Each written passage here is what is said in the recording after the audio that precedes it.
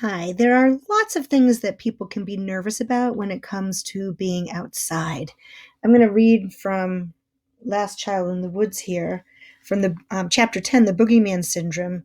Richard Louv, the author, says, "Fear is the most potent force that prevents parents from allowing their children the freedom they themselves enjoyed when they were young. Fear is the emotion that separates a developing child from the full, essential benefits of nature. Fear of traffic, of crime, of stranger danger, and of nature itself." And that's found on page 122 in Last Child in the Woods.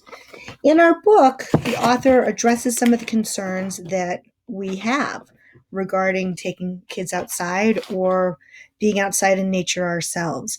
There are a lot of boundaries that we have to overcome in order to bring our students outside and build that connection to the natural world that we want them to have. So, some of those things that we can do, and we've talked about them before, but we'll continue to talk about them in the next 4 sessions, is to have clear expectations. Last week and this week, you'll see that before we go outside, we have a purpose. We set a purpose for what we're going to be doing. We let you know how long we're going to be outside. We let you know what you're expected to do during that time. And we touch base with you when we come back together as a group.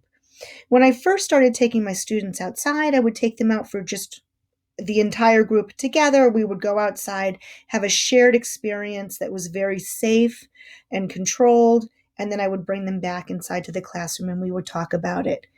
Gradually, over time, as kids became more familiar with what the boundaries were, we can go here and here.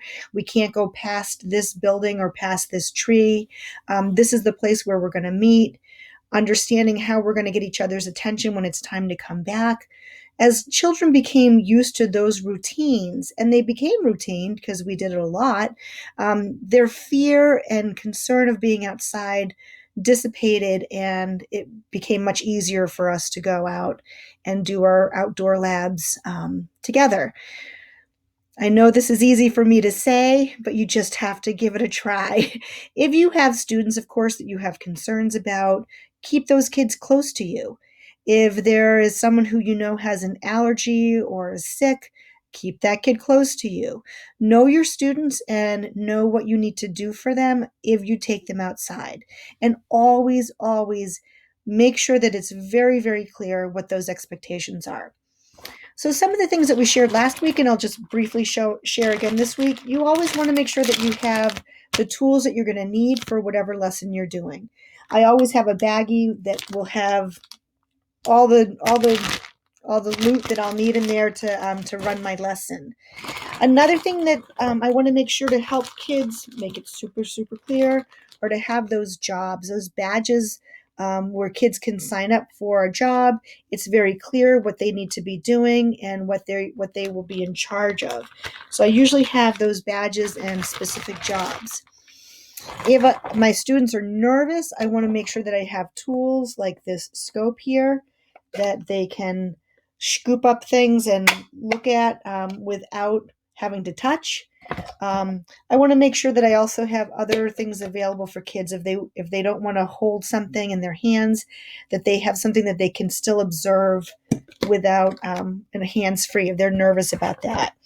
I always bring gloves, a first aid kit, and always talk to the kids about the things that I think they're going to be concerned about, like ticks, poison ivy. Address those concerns straight on so you can identify, show what poison ivy looks like to your students and explain to them, this is what it looks like, don't touch it. Explain to them what a tick looks like and teach the kids how to do tick checks when they come in or go out. Make sure the kids are properly hydrated, that they've had water, make sure that they have the opportunity to wash their hands when they get back.